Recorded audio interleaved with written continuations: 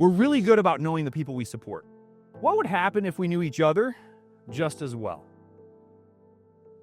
Right? As we care for those we serve, so we care for each other. What would happen if the same intensity and intentionality that we have for the people that we support, we also focus that on each other? If you think of a table, right? A table's got 4 legs.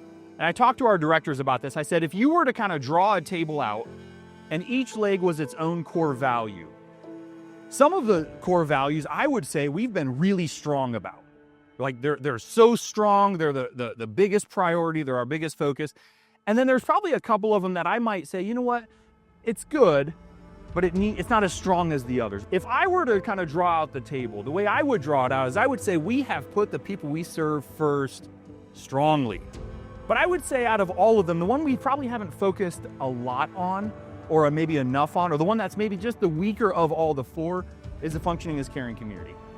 In our striving for putting the people we serve first, and in our striving for excellence, we've kind of missed out on the people around us. And I think sometimes as an agency, and especially as I look back over the last couple of years, we've accomplished some amazing things. We've done a lot of things, but I think we've missed out on some time to connect and function as a caring community. I want you guys to connect. Because this year, kind of the thread throughout and the focus, we're still gonna keep the rest of these core principles strong, but we're gonna focus on functioning as a caring community. Kind of the theme is we're still gonna use the same, what story will you write, but I've realized that you don't write it alone, right? Like I can't write TI's story alone. You can't write TI's story alone. It takes all of us. It takes everybody to write this story. One crayon by itself is pretty limiting. With just a few colors, you can create an infinite number of new ones. It's important for crayons to blend well, isn't it? Great teams don't all look the same, but if you work together, compromise, and make space for each other, with teamwork and compromise, you can make something pretty cool, right?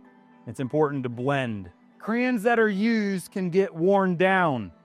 How it takes something out of you, but there's a purpose to it. The white space matters in art, doesn't it? Sometimes you don't have to fill every single space with something. Rest and silence and simplicity is sometimes just as important as what you're trying to create. How hard you press makes a difference, doesn't it? When you're coloring, you press too hard and the paper tears or the crayon breaks.